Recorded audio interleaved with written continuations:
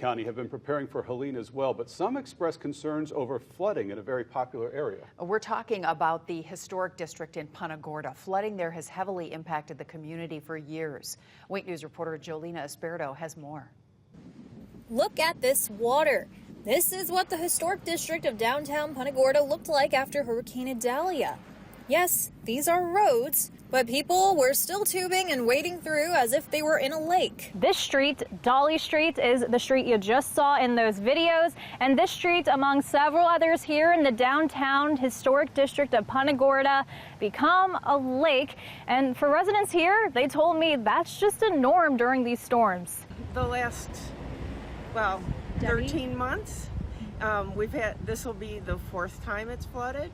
And it's not a flood that's happening because it's breaching the seawall.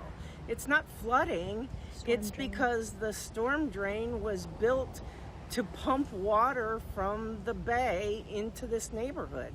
Debbie Wilson-Clay has lived here for 29 years. She says she's lucky she hasn't had water get into her home like her neighbors have. One of those neighbors is Punta Gorda City Council member Donna Peterman. While some of her neighbors along Dolly Street say the solution is fix the storm drains, she says they're not the problem. No, I don't agree with that. I mean, I think they can only do as much as they can do. I think the city is very aware that we need to do something, which is why we're doing our study.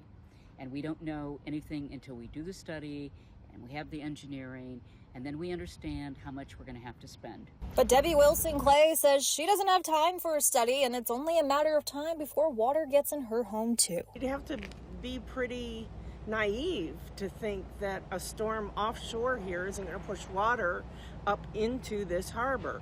To ignore us or to tell us that we should have bought somewhere else and that's the solution for the city is offensive. It's just offensive. And Charlotte County is also urging all residents in temporary housing to evacuate. Officials say if you live in temporary housing, don't move, unstrap, or block your travel trailers. Make sure you have a way to monitor and receive weather alerts, and don't wait. Leave when you're told to do so.